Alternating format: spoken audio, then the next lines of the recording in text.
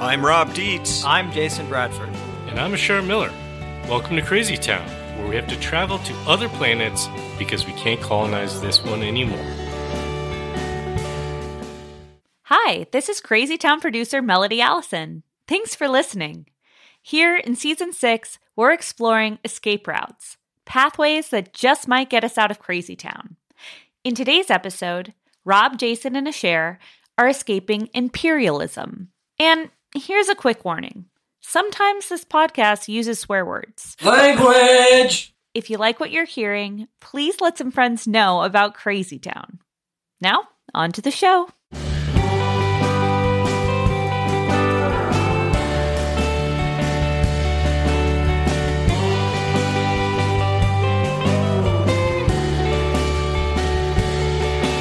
Hey guys. Hey. Nice to see you. Nice to see you too. Early afternoon here in Crazy Town headquarters. Yep. Jason, I want to ask you a question. Please. You're a global traveler. Oh, right? in the olden days, yes. A fuel-burning cretin. Yep, a lot of kerosene. Yes. You've been to far-flung destinations all around the world. You've talked about going to the Solomon Islands and New Caledonia. Oh, the South You Pacific. dropped New Caledonia like... Nouvelle-Calédonie. Yeah, exactly. So you've gone to those places for your field research. Did you ever go to Nauru? Well, actually not, because I went to places where there was living vegetation. Oh, okay. Yeah. See, I thought you might have gone there, and that's what broke your brain and sent you into Crazy Town. Well, I do studies and I figure out, are there forests where I'm going to go? And if so, are my plants there? And You had to do a study to see if there was going to be forest where you wanted to go? Yes. And Nauru, No. Well, so... tough place. Nauru, the story of Nauru, Yeah. I deep dove this because I'm it sorry. might be the craziest town story I can imagine, to be honest with you. Okay. Craziest town, craziest towniest of all the stories? It's pretty dark. Okay. Yeah. So, grab your blankets, get your hot cocoa, get your stuffed animal, get cozy. So I'm going to try to run through the history a little quickly, right? So it was first settled by Micronesians like 3,000 years ago, right? And they practiced a form of aquaculture. It's not a big island, but they were fishing. They had about 12 clans who lived on the island. They did have occasional conflicts with each other, but the population did manage to sustain themselves for like 3,000 years. Ooh. And then they got some visitors show up. Okay. So the first was a British ship named Snow Hunter in 1798. Their captain named it Pleasant Island because it looks so beautiful. They had an encounter with indigenous population there, but they didn't actually go onto the island at first, so they kind of waved at each other. But over the decades, this is an area that's not far from Australia, New Zealand, in the Pacific. Yeah. Well, they had some escapees from the penal colonies, the British penal colonies, Right. who would go hide out on Nauru, right? Pleasant Island. Yeah, exactly. And had a good time. And of course they had to like infiltrate and put themselves sort of as the go-between. So they often were the go-between between the European traders and kind of the native indigenous population. Mm-hmm. So over the next 90 years or so, they traded regularly with Europeans who came by on whaling and trading ships. And, among other things that they acquired were firearms and alcohol. Oops. Yeah. And that led eventually to a 10-year-long civil war. On that little island. The tiny little island, Oh, yeah. God. A lot of violence broke out. So this has been kind of like a British colony, I guess you could say. They handed it over. To be fair, who hasn't been a British colony at some time or another? Although the Brits themselves had been colonies. So what goes around comes around. Anyways, the Germans took over. They annexed it in 1888. They decided 5 years from Germany. Yeah, the only way we could put a kibosh on this like civil war shit that's going on here is let's just name some kings, right? Okay. That's the way we got to do this, right? But then the real fun began. Okay. I mean, all that Getting stuff warmed just up. preamble, right? Yes. Real fun is a year later, an Australian geologist named Albert Ellis. Later, he was knighted by the Queen. Was it the Queen or the King? I don't remember who it was. One of those whatevers. He discovered that there was a piece of petrified wood that was being used as like a doorstop in the offices of this company that he worked at. It was like a trading company. Yeah. And they thought it was like petrified wood, but he kind of was like, that doesn't really look like petrified wood. So he studied it and he realized it was high-grade phosphate ore. Oopsie. I love this. I love it when it's just an accident. Yeah, that somebody's like, wow, look at this petrified wood. Nope. That's phosphate. Maybe we could use That's the that origin for something. story of some serious evil shit that went down. So he was like, oh, wow, high-grade phosphate. So he decided to travel to Nauru to investigate, discovered that 80% of the entire island was rich in phosphate deposits. And these, Jason, as you would know, Yes. farmer here, they're highly valuable as a fertilizer. Well, especially in Australia, where the land is very low in phosphorus. Right. And they had settlers there from the penal colonies who were farming there, and they were already depleting the soil. So they were kind of desperate for this phosphate, to the point when World War I broke out, they decided to seize the opportunity, and they invaded and took control of the island from the Germans. And then they just went to friggin' town. Now, between 1922 and 1966, at least 83% of Nauru's annual output ended up in the fields of Australia and New Zealand. Sure. Right? So they just mined the hell out of this stuff. We talked about mountaintop removal. This is just island removal. You're just shipping I think an they island. made a donut, so they're still like... Well, there's this like a strip edge of- around the island, which is now where everyone lives. They live Yeah. on this tiny strip right on the kind of A circle. It's a circular economy. The very coastal part, the beach part, right? They mined everything else in the middle. And they went through other occupations. The Japanese brutally treated the island to the point in which it was kind of massively depopulated during World War II. But the mining kept going on. So since the early 1900s, Nauru has lost at least 80% of its original vegetation. To your point, Jason, you talked about earlier, why you didn't go there. They've exported around 80 million metric tons of phosphate.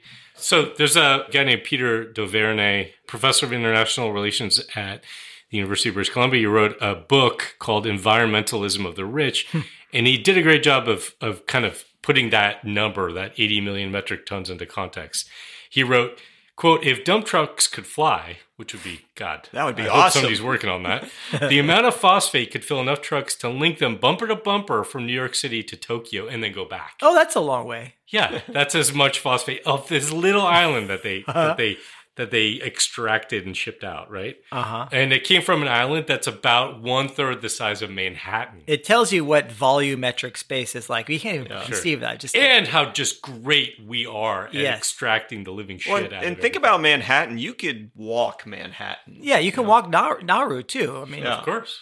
You wouldn't want to walk through the middle now of it. you can't. Really. Now, on paper, they got their independence in 1968. They actually continued to increase production of phosphates after they gained their independence.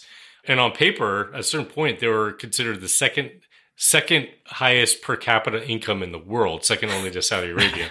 Tells you something, right? Extractive economies. That's where you want to be. You want to be where the getting's good. Right. But it ended up leaving the ecosystem completely devastated, their traditional way of life gone. The native population there was completely reliant on this industry. And as our listeners know, what goes up must come down. There's a dynamic called peak, right? Yeah. Peak oil, peak everything. Yeah, there's probably good So- graphs of the rise and the fall of exports of phosphate. Well, it's actually just the fall of the island would be a good graphic. Well, for that. it's actually the rise of the seas around the island That's that's happening. another Those two things are gonna, meet at some point. Yeah. So eventually, they kind of mined out the island, by the 1990s. They're way down in terms of their exports. So they had to resort to other industries. Okay. So they decided, you know what? Offshore banking. Genius. Yes. Eventually, they licensed 400 foreign banks, so, could use it as an offshore. Nice. It's lovely. Then they said, let's sell passports. I wonder how much that goes for. Yeah, I don't know. But right, let's look that and you up. wonder who was seeking these kinds of Yes. passports, right? And then in 2001, Nauru allowed Australia to establish a detention center to process asylum seekers. There are people coming on boats from places like Afghanistan and Iraq who've been trying to reach Australia, and Australia was like, no thanks. So they actually set up a detention center on Nauru instead. Now, look, you've clearly done your research in figuring out how the Nauru economy has evolved over time, Yeah. but I did a little more digging, and it turns out... Literal digging? Well, it turns out that phosphate importation is really the growth That's area where they're now. going. Yeah, you want to be a phosphate importer if you want to keep that per Let's capita bring our- income It up. reminds me of George Costanza. He's an import-export. Right. You just alternate between. Well, the they got a two. politician who That's a circular economy. make Nauru great again, and that's his platform. Manna. Yeah. Wait, that's not the right. Anyway, Oh, God, this is so bleak. God, I'm depressing myself. So by 2014, there were more than 1,200 asylum seekers living in tents. Basically, no air conditioning, this blighted landscape in the center of Nauru. They had to import water, import food, everything. They're kind of fenced in there, waiting for the Australians to figure out what they're going to do. They're basically in purgatory on this island. Yeah. And Australia paying the Nauru people, the government, a little bit of money to basically take care of this, invisibilize this problem for them, right? Mm-hmm. So now, the island imports all its food. It has to import fresh water sometimes. Told you, importation is where it's at. And then, to add to everything else, they now face existential risk by sea level rise, worsening storms due to climate change. So we could just stop there and be like, oh, okay. Yeah, it's bad enough. Bad story. Does it get worse? It gets interesting. And this is what I want to... This is why I'm bringing them up. It is a share. We're going to go to another level, another depth of depravity here. So the latest... Yes, another depth. Okay. The latest story of Nauru's economy is being on the front line of the push for deep sea mining. Sure. Okay, so there are nodules on the seafloor, particularly in the Pacific, right, that contain minerals that are key to the energy transition. So there are a bunch of people rushing to figure out how to harvest the living shit out of the seafloor because God knows. Yeah. We already harvested the island. Now we got to get the seafloor. I mean, why stop now? Right. I figure. Okay. So Nauru entered into a partnership with a Canadian company. They're called the Metals Company. That's great. Simple. Yep. And they're serving as a sponsoring state for one of its wholly owned subsidiaries. And the Metals Company, it's great. You should just check out their website. They've got an FAQ section, and they're presenting themselves as being, part of the solution to the energy transition. Sure. We've got to transition to wind power, solar, EVs, all that. And this is much cleaner way of harvesting the minerals that we need, right? Mm-hmm. So they're saying fewer emissions of land mining. Read their FAQ because it's a great way of kind of justifying rapacious behavior, in my view. And there's an international agency that was set up, affiliated with the UN, called the International Seabed Authority. They've been tasked with creating environmental regulations around ocean mining. But there's a provision in it that member states could enact, and Nauru has done that on behalf of this company. You basically say, this process has got to be fast-tracked. It's got to be done within the next 2 years. So even if the environmental regulations aren't in place, they basically are on track to start mining this summer. Wow. Okay? Yeah. And the metals company claims it could generate over $31 billion over 25 years. God knows how much of that is supposed to go to the Nauru people. But what do you mean God knows? You know that zero of that is supposed to go. It's probably not zero, but it's very little, let's just say. And, the company is cash strapped, right? So they're desperate for this to happen. Their stock is trading on the NASDAQ down at near $1. So they've been warned a few times that they would be delisted if their stock price got any lower. So there's huge pressure, to kind of do this mining, not just for environmental climate reasons, but because of the economic interests of this company. And then for the Nauru people and the Nauru government, it's what else do we have? We have nothing left. We've got nothing left. Well, I think the three of us should head over to Delaware and form a corporation, and we will import seabed.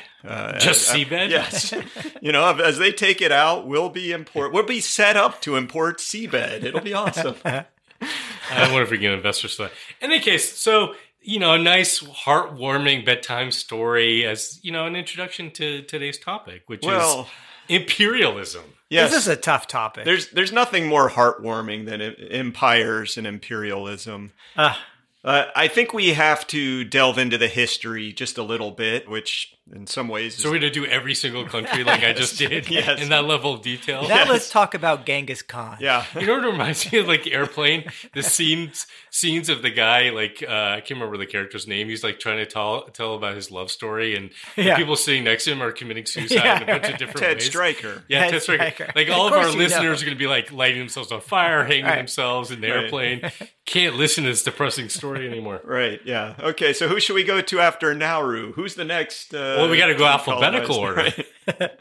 Look, let's just talk a little bit about the history here, but not go so deep that we lose our minds. Quick definition, imperialism is basically about extending power by acquiring territory, but that's kind of the old school way of doing imperialism. The new school way is to extend your political and economic control so that that's the way you take over territory.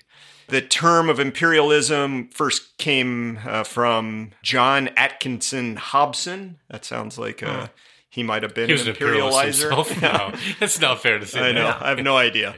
But in 1902, he had a book called Imperialism, a Study. So despite its being around for so long, we haven't actually studied it for all that long. Of course, the term imperialism is connected to the idea of empire. And that's the political form that came from ancient times. When you say empire, who do you think of? Oh, I think of Darth Vader.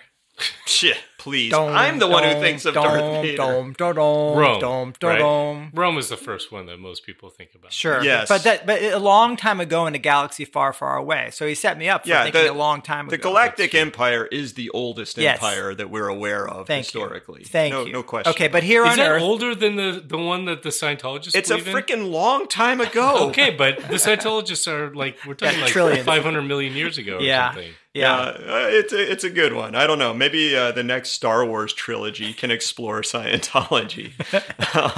Okay, but yeah, Rome, of course, they had a vast area. The empire lasted about 1,500 years.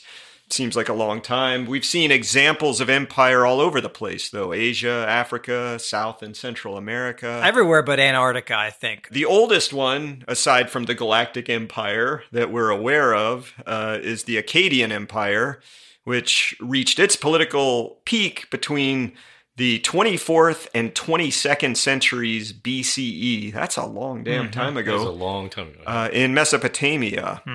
So that's your quick tour of empire. I'm sure a deeper dive will depress you far more. I see. Well, I think that given my creds as a historian, I think that the peak of empire is the period of European colonization between the 15th and 19th centuries. I couldn't agree more. When you think about it, a lot of these empires were much more restricted geographically. Sure. But in this period, they started getting on sailing ships and going all kinds of places. I think the Chinese had these giant ships, but they may have gone far, but they didn't colonize other parts of the world as much. Yeah, you think about crossing the Atlantic. Yes. That's an unbelievable distance. Yes. So it's just astonishing to imagine what that was like for other parts of the world to suddenly have these ships show up. Of course, you had the story of Nauru, but how much human labor through slavery and through, undermining local ways of life so that the colony then provides resources, quote unquote, for the empire.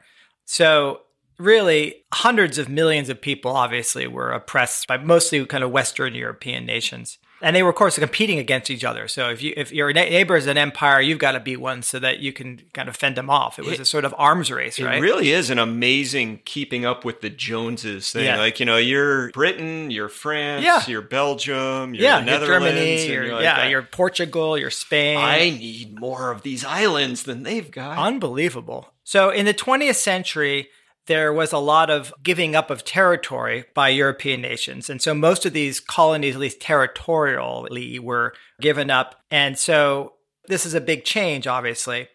But this makes me think about the difference between sort of colonialism maybe and imperialism. Yeah, I mean, I think, Rob, you touched on this briefly a little bit earlier. Colonialism it's typically like a physical occupation. Right? Yeah. It's a control of land and people. In some ways, you can think of it as a subset of imperialism because imperialism can take other forms, right? It could be basically through economic control and exploitation. And so it doesn't always have to require physical control. Now, some people use colonialism to describe dependencies that are directly governed by a foreign nation. And they contrast that with imperialism, which involves maybe indirect forms of domination. Right. But I think what's key here is to talk about is I think sometimes people think that the era of colonialism has passed. Right. Right? Yeah. The British Empire, for example, really in the last century had given up major colonies that they had controlled for a long time. India and, in Africa and, all around the world. But imperialism hasn't necessarily gone away, right? No. It's just taken a different form. You still have the vestiges of colonialism and the effects that have lingered down through the centuries. But imperialism, as we're going to find out more and more in this episode, is still just happily with us to this day. The way that you can see it today is in the violent conflicts and the military adventuring and occupations that are going on. But there's also kind of the economic or the neoliberal imperialism that takes the form of unfair trade agreements, placing countries into debt. You've got multinational corporations that go out and extract the shit out of people and places. One of the examples that we've found is through our friend Jason Hickel, who is an ecological economist, a degrowth spokesperson. He and his colleagues tried to quantify how much the global north drains away resources from the global south. And not drained, but drains. It's continuing. Yeah. Right. Yeah. Exactly. Yes. So what they've found, they looked at the year 2015, the North's net appropriation from the South totaled, okay, stay with me on all these numbers. Oh, I'm going right? to listen. I'm going to close my eyes and listen carefully. 12 billion tons of raw materials. Okay. Jesus. How many dump trucks is that between Tokyo and New York? I don't know. It's Okay. a lot. Okay. A lot of dump trucks. It's enough to take you from here to the moon, probably. Okay. Yeah. 822 million hectares of land. Okay. How many football fields is that again? A hectare is one football field, right? No, a hectare is 2.5 football fields. Damn it. I know. All right. So that's like... So we're talking about billions. Yes. No. Billions. We're not... yes. Yeah, billions like- of acres. Yeah.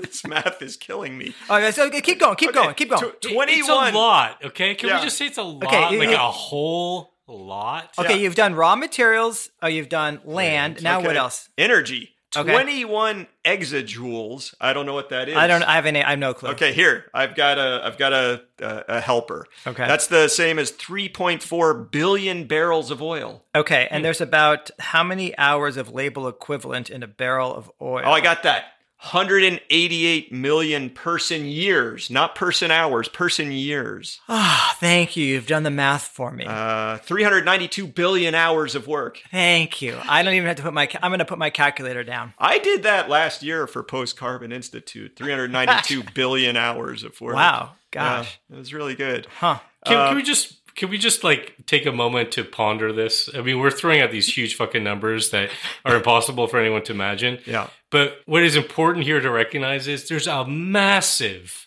drain of resources and labor that is still taking place through economic systems, through globalization and the economic structures that we've created from the global south to the global north that we benefit from. I don't understand how this can work. Why are they just sending this stuff to us? We ask them nicely. Did we ask nicely? Yeah, Okay. that's all it is.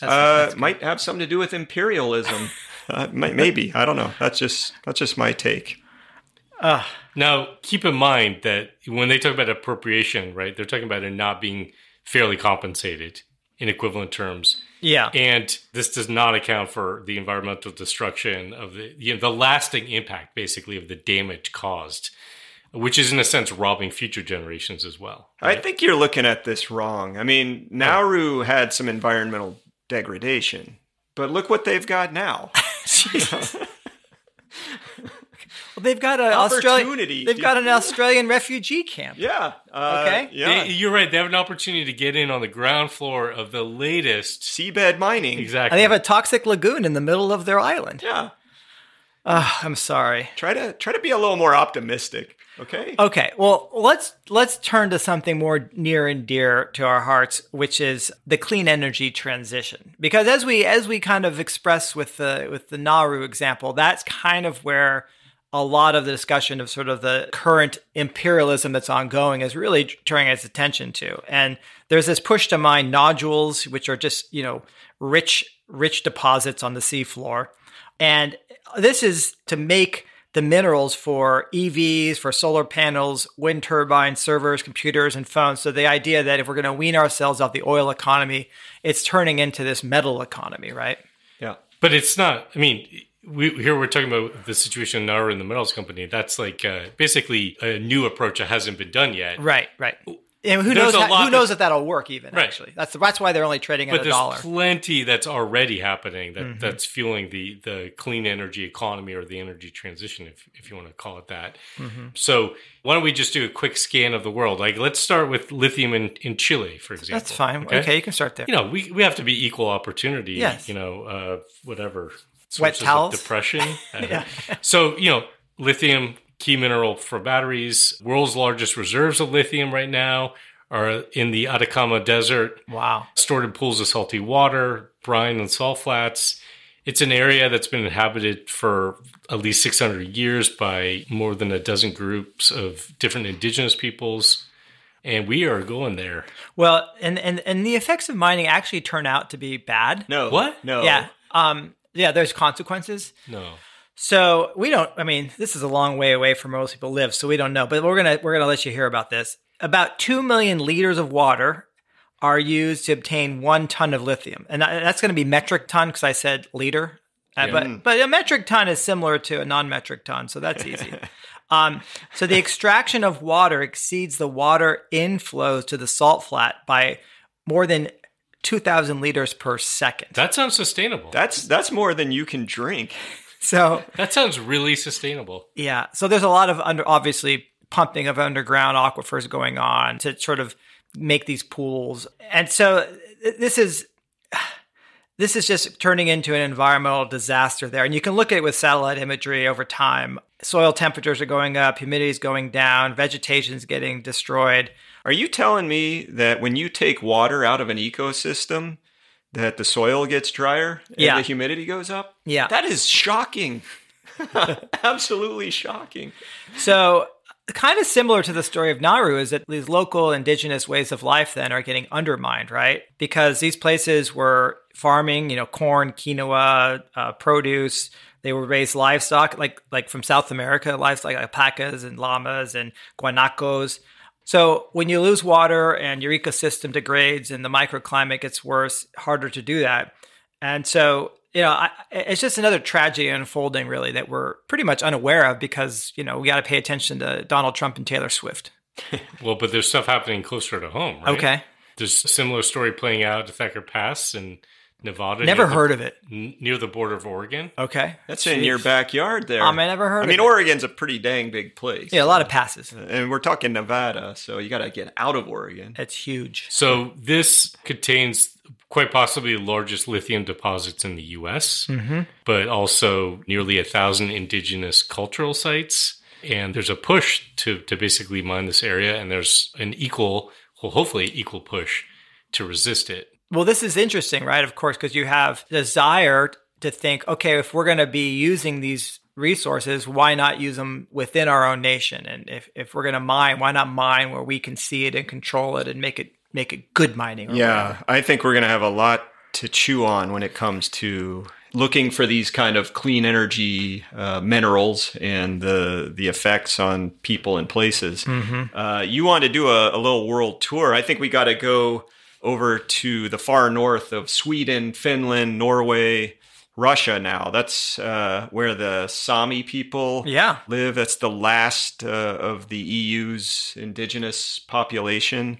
Actually, we did another podcast at Post Carbon called Holding the Fire with our friend Dar Jamail. And the third episode of that features Aslak Holmberg, who's president of the Sami Council. So, and what do we mean by the last indigenous? Does this mean people living in sort of pre-industrial, traditional ways or pre-agricultural even? Is that the idea? Yeah, I think I am definitely not an expert on the Sami, but I think they do a lot with reindeer herding. Just people who are trying to live their traditional way of life.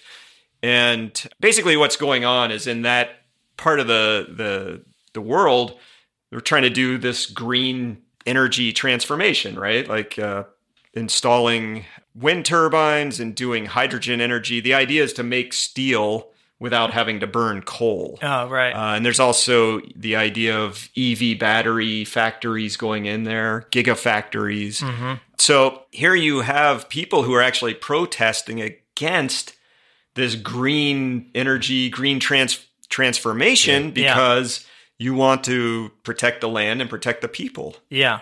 It's such a tricky issue. I mean, like we were talking about with Thacker Pass. Right. know. Now, there's mining happening in Africa, like the Democratic Republic of Congo, for cobalt, which is just an environmental and human hellscape. Closer to home, there's the world's largest proposed gold mine up in Alaska. So these things are, I think they're visible for a lot of us, but they're happening everywhere. And these are new projects. We need that gold, though, right? Where I grew up in Atlanta, the Capitol Dome is painted gold. Gold leaf is pretty nice stuff. Yeah, I mean, what happens if that tarnishes? We need another mine or two to be able to repaint, right? I mean, there is industrial use of gold, right? This is what it's for. Uh-huh. So I know that you're... Yeah. It's not for my beloved dome. No. But, I think we were just touching on this briefly a little bit, which is like, what does a consciously aware person, somebody who cares about the climate crisis and cares about the energy transition, how do we think about this? And I just think that this struggle is so invisible to us, and it manifests itself in all kinds of ways. I'll give you like maybe almost an extreme example, okay, right? Which is, you have people who have been resorting to psychedelics, for example, as a form of treatment. That people are using them to treat anxiety, depression, even to treat addiction, to other drugs. People are doing it to shift their consciousness, to become more aware and connected with one another in the natural world, which is something we've talked about a lot. But even there, talk about things sort of being maybe invisible, or people not recognizing that they're actually participating in a form of imperialism. You see this happening with psychedelics even. And I bumped in recently, Jason, to Miriam Valad, who's someone that you and I used to work with at Post Carbon Institute. Long time ago. Wow. Yeah, and she sent me down a rabbit hole on this because she's actually now working on projects that are trying to protect ecosystems and indigenous communities who've relied on these traditional medicines that have been part of their cultures for millennia that now people are turning to for kind of Western medicinal or whatever uses. And it's pretty crazy. So there's an irony here you're saying, in that there's people who are doing this for like more like classic mental health problems, but there's other people who are doing it to say maybe become more aware of their connection to the rest of life and decolonize their mind. And yet at the same time, this is driving an exploitation of these indigenous resources that is not sustainable. Decolonize the mind by colonizing.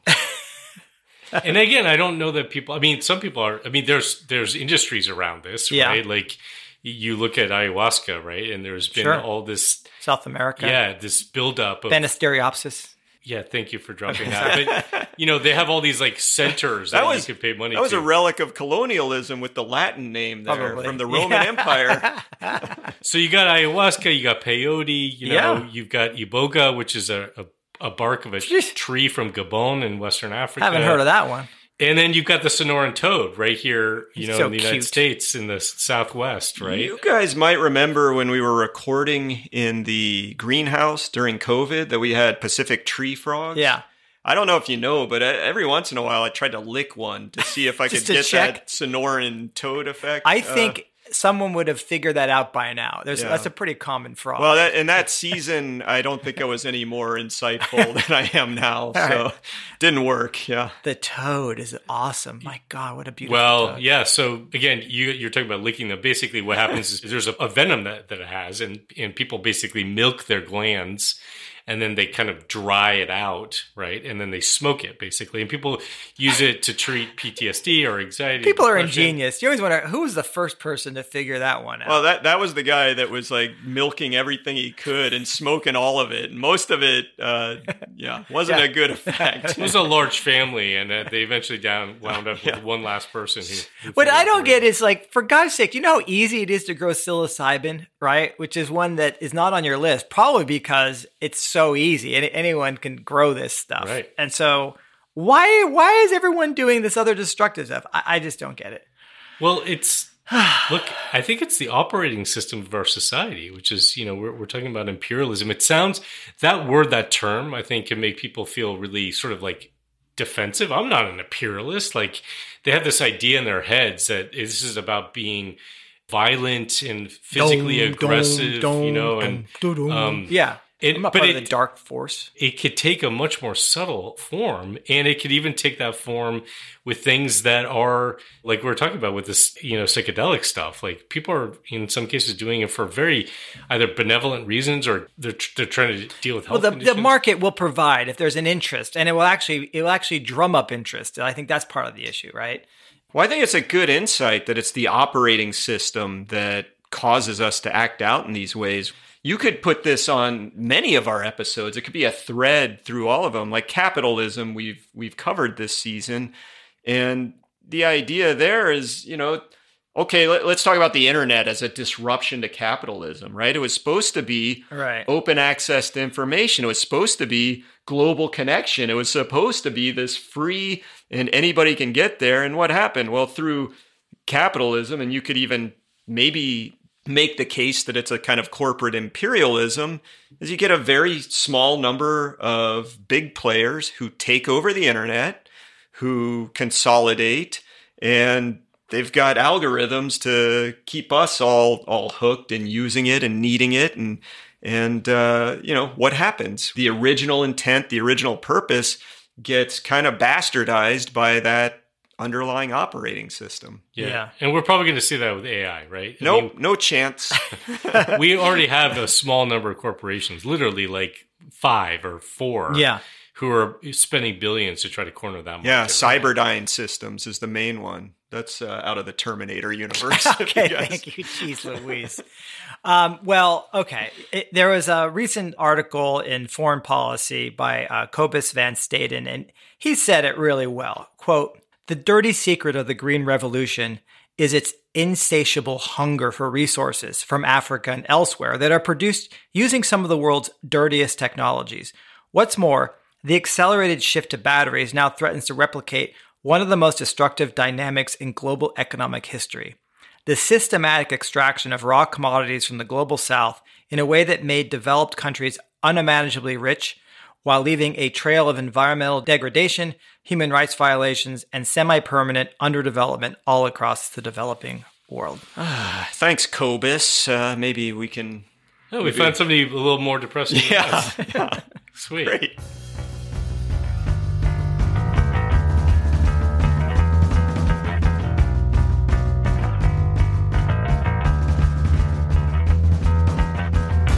Okay, guys, here's some listener feedback for you. This one comes in from Heather in Oregon City with the subject line. This was an email. "Crazy Town is my favorite podcast." Oh, it's my favorite too. Heather just leaves this note to say a lot of nice stuff about it, and I'm not. You're not going to read that? Come on, I am not going to read that. You guys don't need your egos stoked. But what I do want to read from stroked, not stoked. I'm stoked. Yeah, I know. I'm totally stoked. So the thing that I wanted to share that Heather said in the PS is my favorite low tech tool is my manual push mower. Oh yeah, I get a full body workout. It's pretty quiet, so it doesn't disturb the peace, and it's totally human-powered. Nice. Keeping that sharp is important. I know. I did write Heather back, and I said, I used to have one of those, and it's clear I need to up my sharpening game. I would roll that thing over grass and bend it. It would just bend the grass. But it was fun. I liked using it a lot, too. All right. Well, that's great, Heather. Thank you.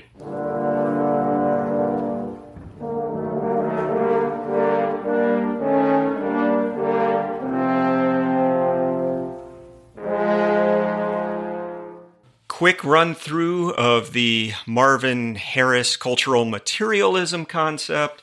The idea is that infrastructure, which is our surroundings, the things in our environment, inform the structure, which is the policies and the laws, which in turn informs the superstructure, which is our culture and our belief system. So for imperialism, let's look at the infrastructure, the physical things that define imperialism. I think the first one we got to hit is the military. Mm-hmm. Especially when you're talking about old school imperialism, you had to have a military force to go in and invade and take over. And we still have it, the U.S. and shipping bases. Lanes and 84 countries we have bases in or something. Yeah, that's not as big a number as some of the ones we were hitting earlier at the metric tons or whatever, but there's a lot of them.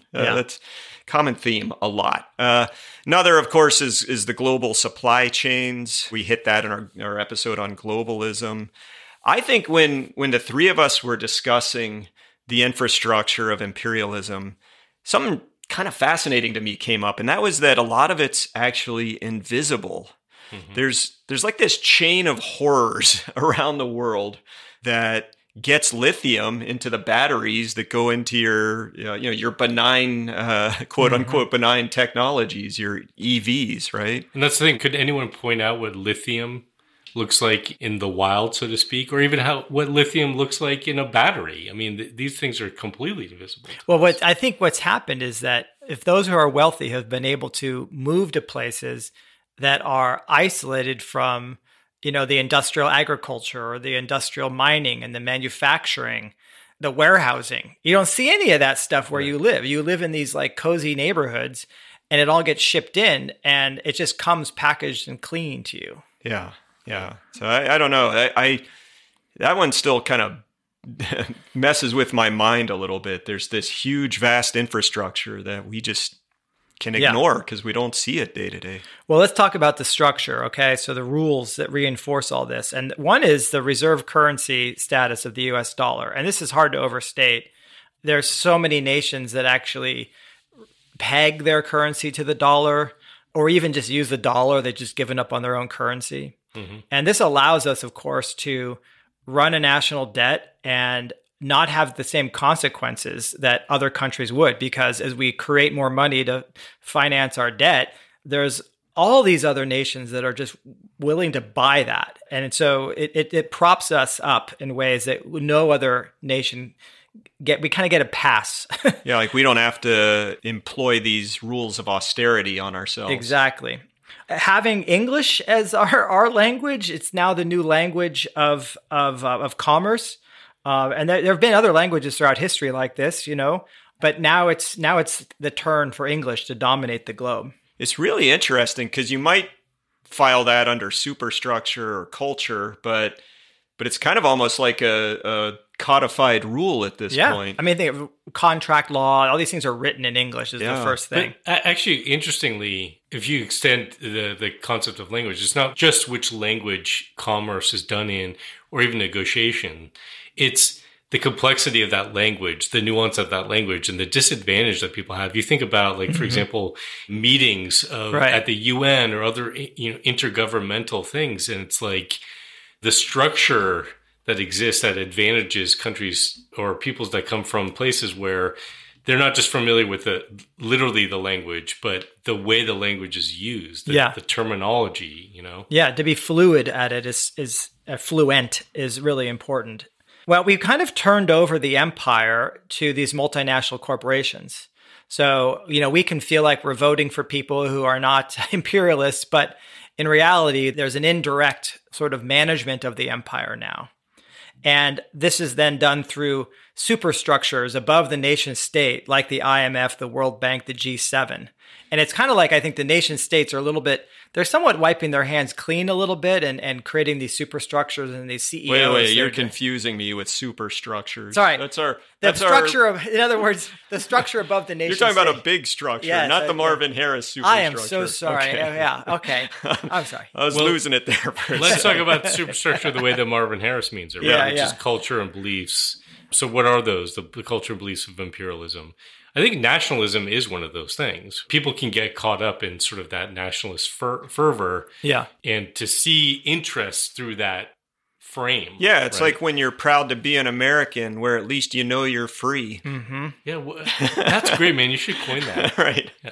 There's the ubiquity, in this case, modern, you can think of this as a modern form of imperialism. There's the ubiquity of Western or American culture, right, that gets exported around the world. Oh, while we're harvesting, TV and movies. Yeah, we're harvesting resources, natural resources and labor from the global South and all that. And what we're sending to them is sort of our culture, right? And and one of the consequences of that, from a superstructure standpoint, is the destruction of traditional cultures and languages and ways of life and their own belief systems. I mean, we've talked about this before when we did Watershed Moments that season. We talked about the doctrine of discovery, right? Mm-hmm. and what happened with the Catholic Church giving a stamp of approval of colonization of the Americas and Africa as part of like a religious thing of like, we need to bring God to these people.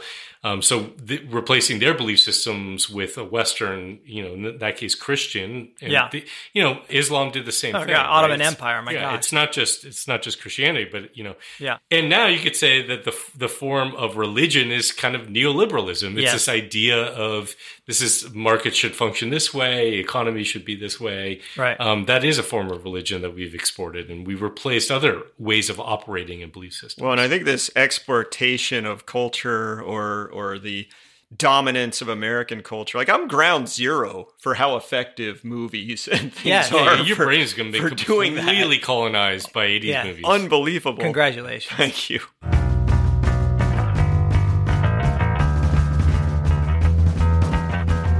Every decision I've ever made in my entire life has been wrong. My life is the complete opposite of everything I want it to be. If every instinct you have is wrong, then the opposite would have to be right.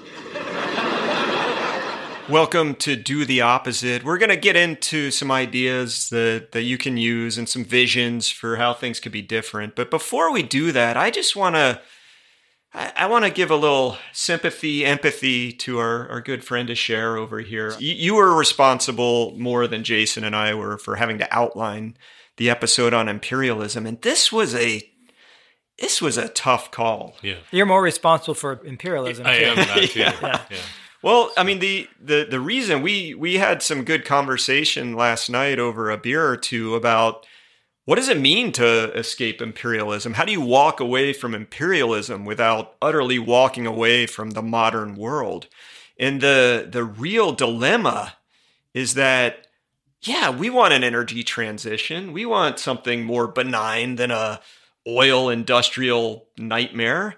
But then you look at the places like Thacker Pass or the Atacama Desert, and you're like, well, can we mine lithium? Is that okay? Can we not? What should we be doing? And it's really, really tough. I mean, I love my e-bike. If I'm going to be in a car, I have a huge preference for driving an EV versus a diesel or a gas guzzler, but I can't feel real good about that either, can I? It's tough. Well, I think this is part of why we're often content for it to be invisible to us, because it is easy to get an electric vehicle and to drive down a road and feel like I'm doing my part. And we want people to feel proud. We want people to make the right kinds of choices. It's just that we are in this pickle, right? Yeah. Where as long as we're participating in modernity, as you said, there are these consequences to it. There is no free lunch, as David Hughes, one of our advisors, likes to say. I've been trying to think of it as maybe I'm doing harm. I'm doing less harm. So it's a shade, but it's no rationalization for consumerism or imperialism. Mm-hmm. Now, the other challenge in thinking about how we escape from imperialism is thinking about the things that we could do. There are things I think we can point to if we happen to operate like an enlightened, self-aware superorganism, not like how we are actually operating, right? If we could get, consensus understanding of what's required and what's necessary, if we could make decisions that might, have some pain associated with them, but we recognize the long-term value or the perspective of justice. Yes, brother. If we could act that way, yes, there are things I could point to that we'd be like, let's do these things. Tell me. Okay, fine. Here's one. Ratcheting down fossil fuel extraction. Right? Amen. We would heavily price it, stop externalizing the impacts of it. We would regulate the living shit out of it. We would put control of key transition, minerals, materials into the hands of the local communities that are there. If we say, okay, we actually need this, there's a decision that has to be made here in a sense to help with this transition. But the people who benefit from that economically are the ones who are, connected to the land that it's coming from. There's a truer price on those minerals. So it's actually going to cost us to do this. So not all of us are going to necessarily decide that we're going to get the latest electric vehicle in the market, True. because it's got heated seats or whatever. That's right. And in a larger display. We would subsidize the cost of that transition so that people weren't being left behind and they could participate in it. Demilitarization, right? The country of Costa Rica, they decided to demilitarize, and imagine if the U.S. demilitarized its defense budget, which is $1.6 trillion, by the way, a year, right?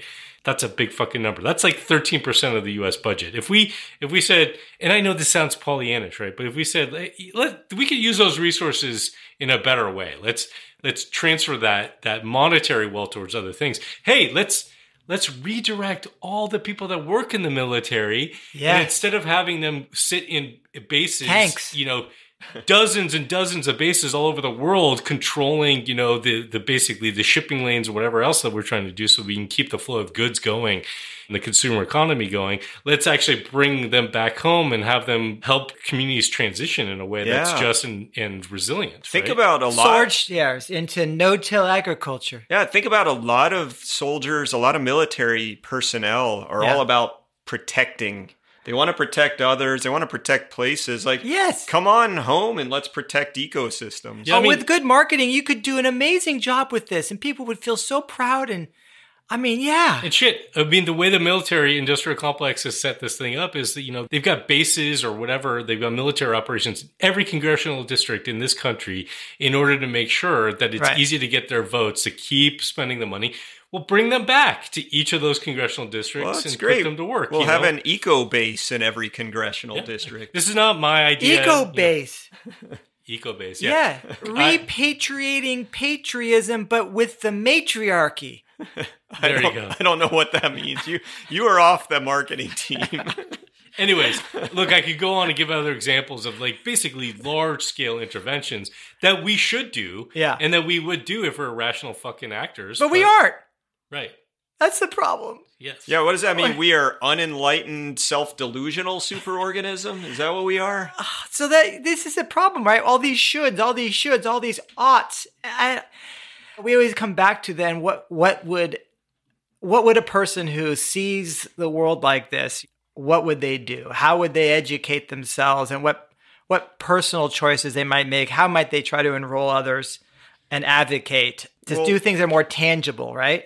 Well, let's look at it through our Marvin Harris lens, through visions of what we could do differently. And let's start at the base with infrastructure. And I think the very first one, this is not new, this is not shocking, it's powering down. How can you use less of a throughput of energy and materials in your life? And the more that you can slim down and have a leaner existence that way, the less you are propping up the imperialism, the less you're beholden to a system that can't go on. 100%. There's also the land back movement, which is something that in some ways all of us can get involved with. The land back movement in the US, Canada, other places around the world is really about supporting indigenous communities to rematriate lands. Yes. I do like that term quite a lot. I like it. Instead of repatriation, I like it. Rematriate. I appreciate that. When I saw that word, I was like, hey, that a lot of times when people sort of try to do this evolution of language, it comes out clunky and weird. I was like, that's a good word. It's kind of intuitive, and you're like dealing with the patriarchy, Mother Earth. Yeah, I like that's that. pretty cool. Yeah. So there are all kinds of examples. There are indigenous land trusts that are in both actually rural and urban communities. There's some great examples of allies who are coming together in solidarity with some of these movements. Mm-hmm. Yeah, for example, our friends at the Sustainable Economics Law Center and the Sustainable Economies Law Center. Oh my gosh. Sustainable Economies Law Center and the Occidental Arts and Ecology Center. Did I get that right? Yeah. Well, you know those guys. It's been a while. They helped the Sogorea Te Land Trust. I don't know if I said that right, but rematriate 43 acres in the East Bay of California. So that's interesting. Yeah, actually, I heard at the Pioneers Conference recently, I heard Karina Gould from that organization share a story of actually a different project that they had taken on, which was rematriating 2.2 acres of land, but it happened to be in the heart of Berkeley, That's California. expensive stuff. Really expensive, dense urban environment. You could say only 2.2 acres, but it was pretty revolutionary sort of what they did. They said that they're representatives of the Ohlone community and archaeologists at UC Berkeley that worked together. They said that this site was one of the last open and undeveloped spaces at the location of an ancient village that the Ohlone people had, where Strawberry Creek used to run. I think, Rob, you talked recently about basically creeks being invisible, underground. I've walked a couple of creeks in the East Bay, and you're sort of like going through parking lots and it's rough. Under streets and through culverts. Yeah. So this was sacred land to them. Strawberry Creek used to run into the bay there. There are ceremonial burial grounds there that dated back to more than 5,700 years in that area. So they basically, a hard-fought victory took them, years and years to basically try to reclaim this 2.2 acres for their people, and they were able to do that through the support of allies, partly financially, to be able to. And the city of Berkeley contributed a bit as well. And obviously, there's a big battle with developers who wanted to, put some bullshit thing, on this property. And so their plan now is to expose the creek, create open space with native plants, and build a 40-foot tall mound covered with poppies that will house an educational memorial component for their community. Well, and 2.2 acres, okay, that doesn't sound like a lot, but it's a pretty cool foothold. Yeah, and it represents a movement that could spread a lot and is spreading. So yeah, so one of the ways, obviously, as an individual that I can show support for something like that or have some solidarity is to donate money that I gain through my imperialistic associations and give it back. I mean, there's that, but there's, like in the case of this effort in Berkeley, they're showing up to council meetings that happen. Right. So it could be that for listeners, that there's an effort underway in your community like this. And if you don't have financial resources to support them, you can volunteer, or you could actually just speak out, politically, publicly, that you're in favor of this movement. Yeah. Well, if you do have financial resources, make sure it's not dollars, because we don't want to support that that currency problem that you mentioned, Jason. Want the gold then? Yeah, it should be. Give them gold. Another thing I think about is when I look at it and I see how farms are managed nowadays and how important food systems are, and all the people that hunger to actually, sort of a modern back to the land movement with understanding agroecology and permaculture and regenerative agriculture, and people wanting livelihood on the land. You may not be, say, an indigenous person ethnically to an area, but if you are somebody who wants to sort of become more indigenous to a place and restore it, wouldn't it be great if we let people like that have access to land in general? Boy, there's vast acres that if really, really smart people that had these values could take on and put their life and creativity into, it would be remarkable. Yeah, I'm sure ADM and Cargill and whatnot are going to sign up for that program. But almost all of the land is actually owned by families, historic families. And sure, the ADM and Cargill are the people that are buying the grain and processing it, and they have the facilities where these farmers take it to. But there's tons of land. Most land is owned by historic families who inherited it through generations. And probably some form of participating in colonial projects. Totally, exactly. No doubt. Okay, well, as we're figuring out how to escape imperialism, land back movement is a great one. Another example of something that could be done comes from New Zealand and what they've done with reparations. I had this little time when I got invited to give some talks for the Asia section of the Society for Conservation Biology. And I met a guy from New Zealand there, and he was just like really psyched to tell me about what New Zealand was doing to try to make up for its past relationship with colonialism and the harms that have been done to the Maori there. And it just made me feel terrible. I was like, I felt good in that, yes, I'm glad that's happening. I was like, I cannot tell you similar things in the United States. But what they've done is inspiring, is a good start. So the nation of New Zealand issued an acknowledgement and an apology and then kind of had these different forms of reparation. They made financial amends to some degree, $30 million.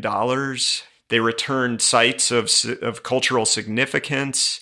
They provided funding for cultural revitalization and done a lot of things to try to say, hey, we know we did something pretty crummy in the past, and we want to try to make amends. And I think they gave them rights to purchase like a forest. I think that was critical part of their traditional lands as well, right? Yeah. When I was being told of these things, I was kind of like, wow, we should totally do that here. And so that's what I'm suggesting. We should totally do that here.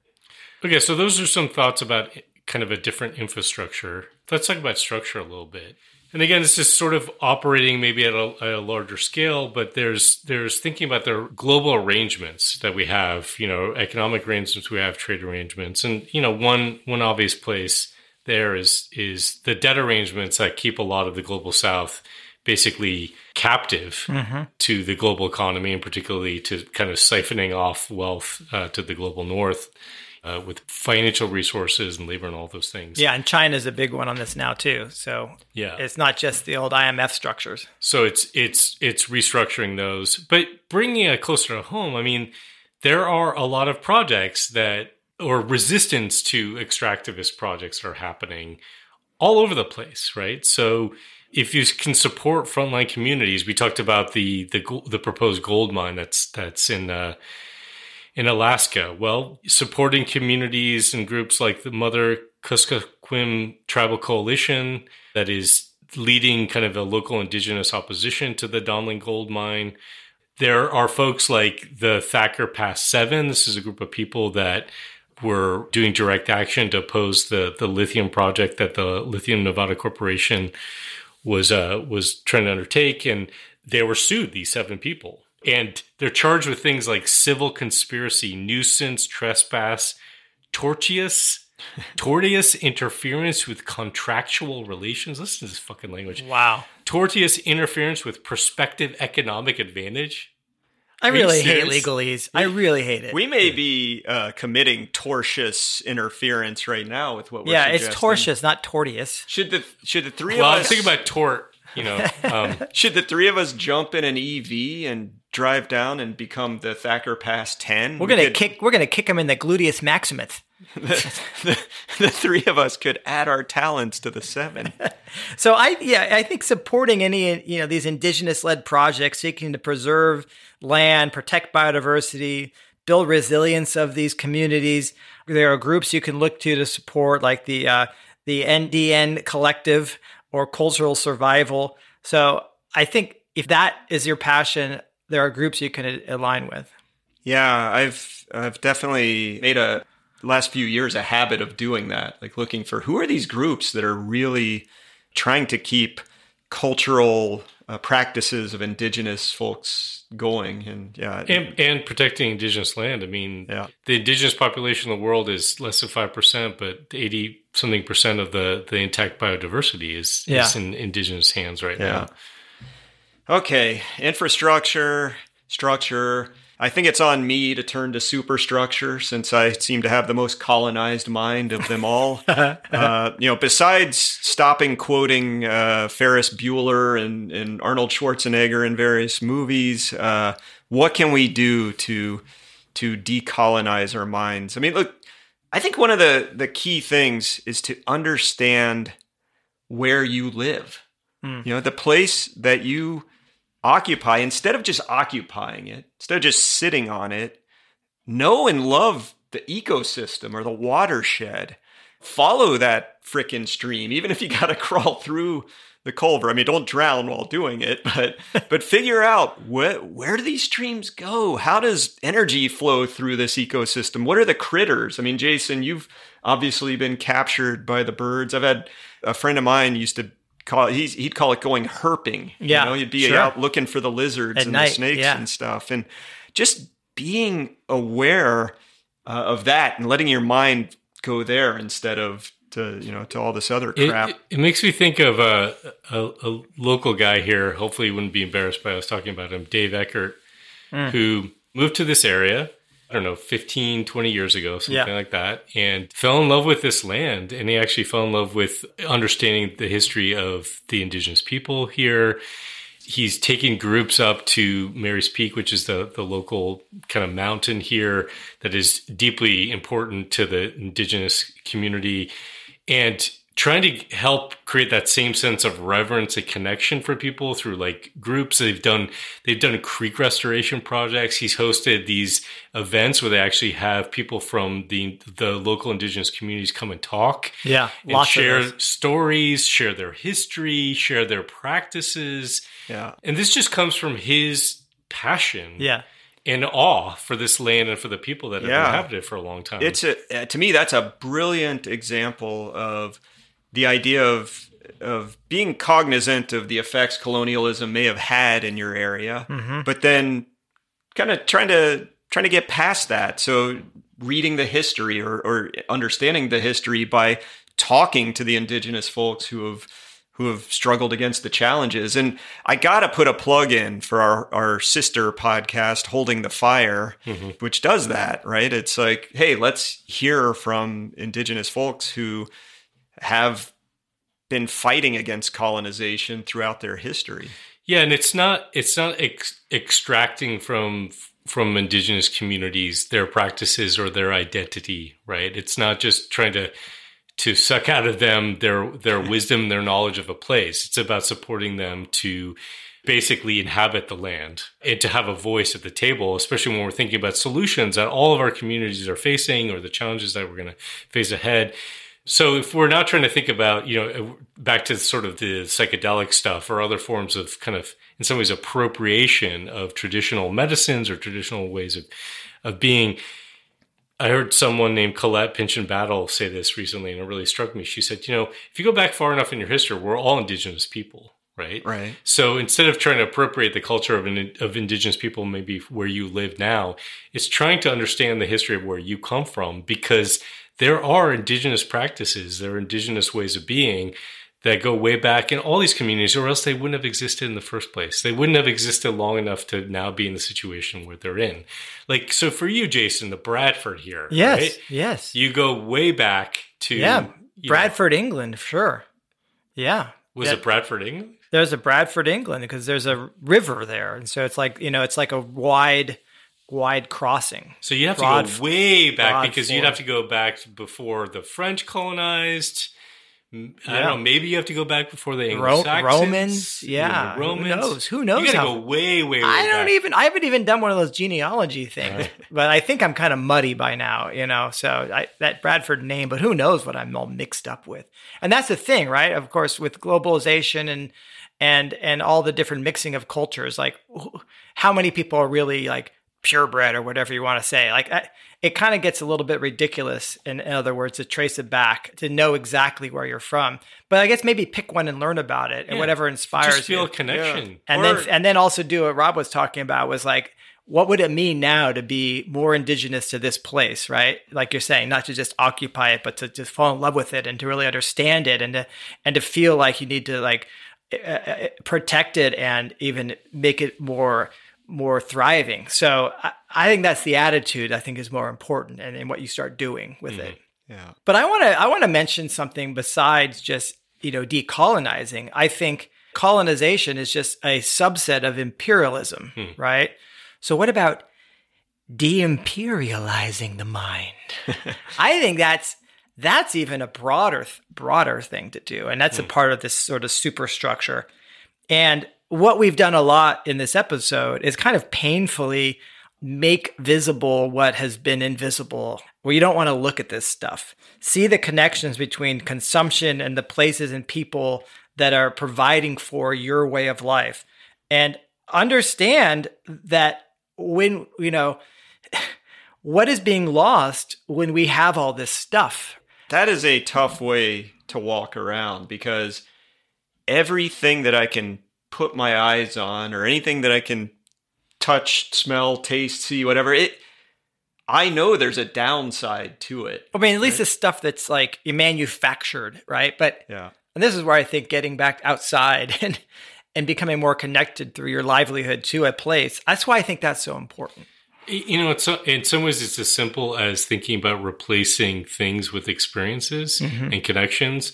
We could talk about that for all kinds of other reasons, but you could see that as a way of trying to escape imperialism as well. Because what we're basically saying is that imperialism, in some ways, is now taking the form of consumption, consumerism. Right. And that includes even the way that we consume energy, even if we're trying to consume it in a quote-unquote clean way. And as we're trying to look at that and recognize that, like I said before, there isn't a free lunch and there's a consequence and a cost to that, whatever that we're consuming, and it has been historically and continues to be at the cost primarily of people in the global south, right? And it's a form of imperialism. If we're talking about kind of powering down, trying to give up those things, but still inhabiting a modern world, you have to replace it with something else in a sense. And so what are you replacing with? You're replacing with maybe connection to land, maybe connection to people, maybe a connection to a different worldview, because we're not asking our listeners or ourselves to basically walk around just feeling like shit about everything that we're doing all the time, right? Yeah. There has to be something that you're feeling that is inspiring, that is empowering for you as a person. And so the focus should be on the ways that you're actually interacting with the world and other people that does not require this kind of imperialist globalist system to support it. I know what I'm going to do. I'm going to become a Jedi Knight, and I'm going to help the Wookiees and the Ewoks in the revolution against the Empire. This makes great sense. I love the empowering until Emperor Palpatine and Darth Vader show up and force choke it right out of you.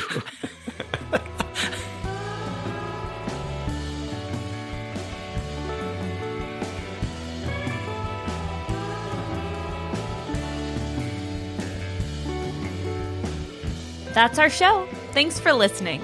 If you like what you heard and you want others to consider these issues, then please share Crazy Town with your friends.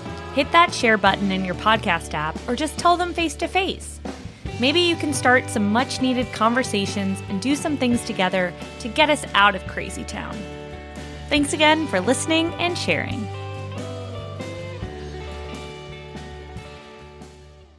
Ages ago, our forefathers came to this land to conquer. And oh, did they. The heathen native savages were no match to our germs still and righteous God. So he took their land and gold, killing most and enslaving the remainder. These winning days may be far behind us, and while our now decrepit nation is rather pathetic and teetering on the brink, you can still taste the former greatness in every sip of Cerveza Imperial. Brewed in a massive corporate-owned factory with ingredients imported from where we can most cheaply source them, Cerveza Imperial stands for centralization of power, massive scale, and is the preferred drink for those who enjoy basking in reflective glory.